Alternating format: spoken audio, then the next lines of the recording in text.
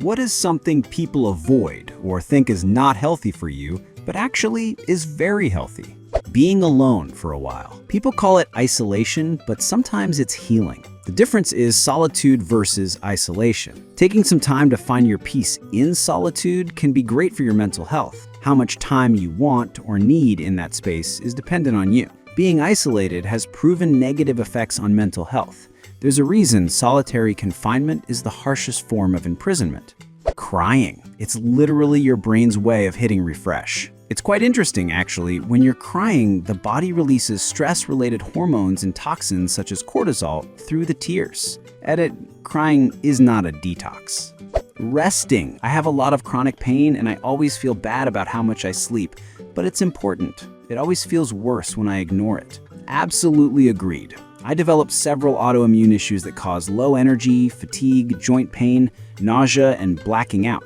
A lot of people don't understand how healing and needed sleep is to many people. I get called lazy a lot, but I call it self-care. Closing Reddit. But it's okay if we open it back up after like 30 minutes, right? 30 minutes? Try 3 seconds. Potatoes. They're actually one of the most nutrient-full and complete foods out there. Low calorie density and filling. It's how you cook them that takes away from their healthiness. Maybe I'm too German to know this, but there are people who consider potatoes as not healthy? Do they only know them in their deep-fried state? I grew up in East Asia and it's considered unhealthy there, even in its boiled, stewed, stir-fry, or baked forms. Most people there think of it as calories and starch, and it was ingrained in me as a result. I only recently learned how much fiber and nutrients are in potatoes after I moved to Europe and someone told me to search it up because I didn't believe her. A cool thing about the starch in potatoes, boiling or baking them causes the starch to gelatinize and spike blood sugar levels, but cooling potatoes in the fridge for several hours recrystallizes some of these starches into a prebiotic indigestible form. So the cooled potatoes, like in say a potato salad, have a lower glycemic impact and are better for gut health. Eating fats. Folks avoid fat like the plague, but it is literally one of the 3 macronutrients. Healthy fats are good for you when eaten in the appropriate amounts.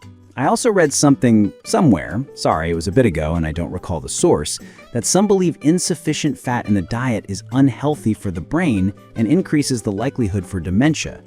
Personally, when following a low-fat diet, my hair and skin were dull and dry. I also notice when I'm not getting much fat from foods that I eat, I tend to reach for sugary junk more often. Mini break. I'm on a mission to reach 100 subs this month. If you're still watching, maybe your destiny is to hit subscribe. Just saying.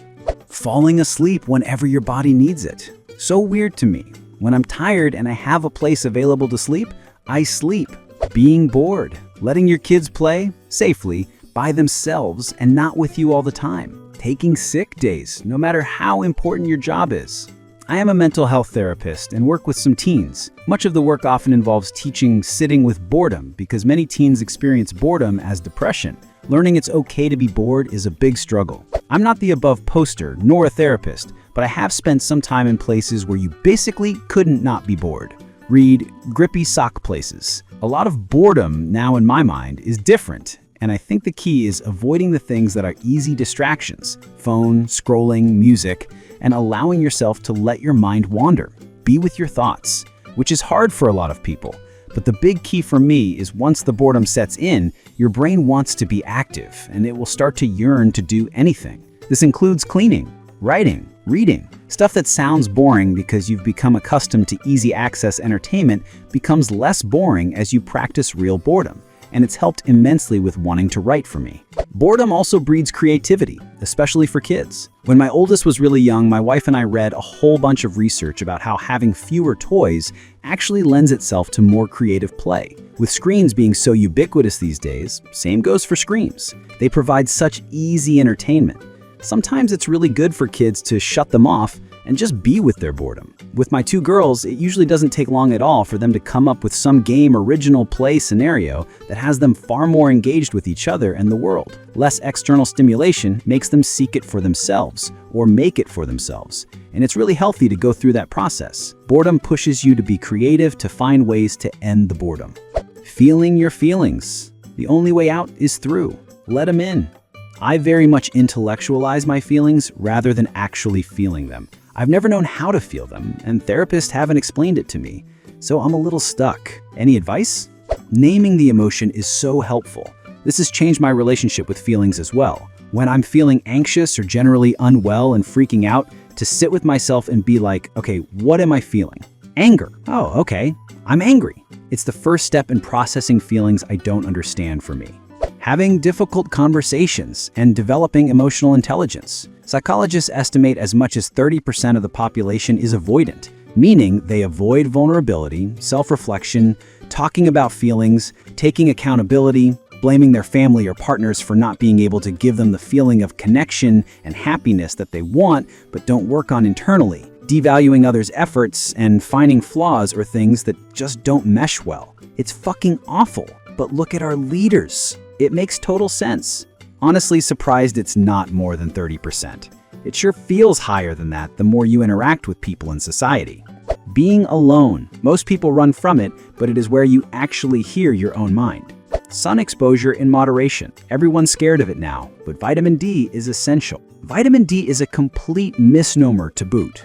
It should really be classified as a hormone, much like testosterone and estrogen. Being low on any hormone will screw your emotions up, and that's why vitamin D deficiency is linked to depression.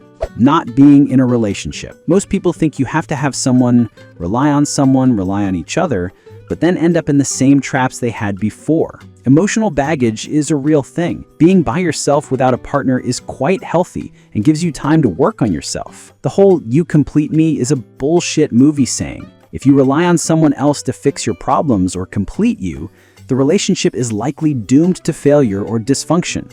Saying no. One word that protects your whole mental health. I used no as a one-word sentence in response to a ridiculous request, and it went well.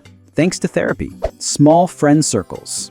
Everyone's obsessed with having as many friends as possible, but a few, or even just one or two good quality friendships are worth way more than 1,000 acquaintances. My issue is I have too many friends that I'm not close with. I want a close friendship or friend group, but it's so hard, and I feel so lonely. Being selfish. Sometimes you need to be selfish to do what's best for yourself. In the substance abuse recovery world, one of our sayings is literally, be selfish in your recovery. Obviously not in the same way we were in active addiction. It just means you are your priority. And if you don't make yourself your priority, it ain't gonna work out. Eating fruit. People think its natural sugars are bad. Hello, right? They forget about all the fiber and vitamins and minerals that are so good for you that are also in the fruit. Eggs? They're packed with protein and other nutrients. Also, MSG is not bad for you. Not saying it's something you should actively go and eat more of, but it's absolutely nothing that needs to be avoided. And you can eat 4 dozen of them every morning to help you get large. For those not on metric, that's roughly the size of a barge. Wrong. You need 5 dozen eggs to be roughly the size of a barge. So that's it for today's story. If you had fun listening, drop a like, hit that subscribe button, and tap the little bell so you don't miss the next one. Thanks for hanging out. See you soon.